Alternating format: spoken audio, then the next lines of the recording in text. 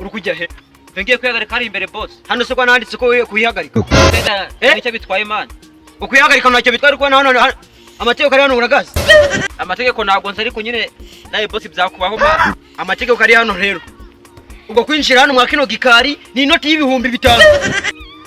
Angahe? Inoti y'ibihumbi 5 kugiruke muri kibazo cyawe ufite urukumva? Kwihagarika gusa nyine. Numundi turutse he? Ukari uko boss. Hano nukiri wanyu komanyoko. Kandi boss kazuru kwirika nguje gusoba hano. Dave byangumanye uko mvuze hano hari gikari nene imbere yawe wese ngajya kwihagarika na nicyo byabi. Rero ubwo kugira ujye kwihagarika hari ibintu amategeko gari hano rero. Ngiye kumanza nawe kubita kashe ebyiri.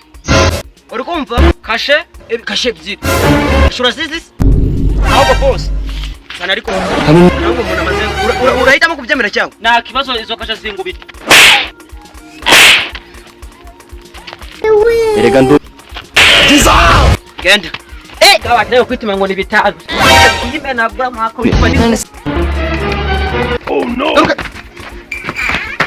Uri kujyaye nta n'isoni ufite? Nusi boss bigiye ute? Urandeberara? Rero ukuntu ndi kubona ukuntu ufite gahunda uri kumva? Ugiye kwituma hano hasi wese kugira utayuzu.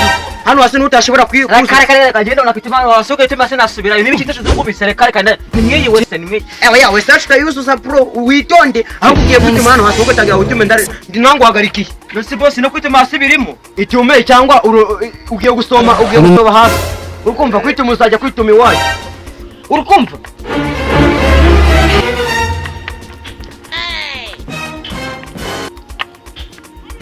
Imboga yacu nayo yujuje.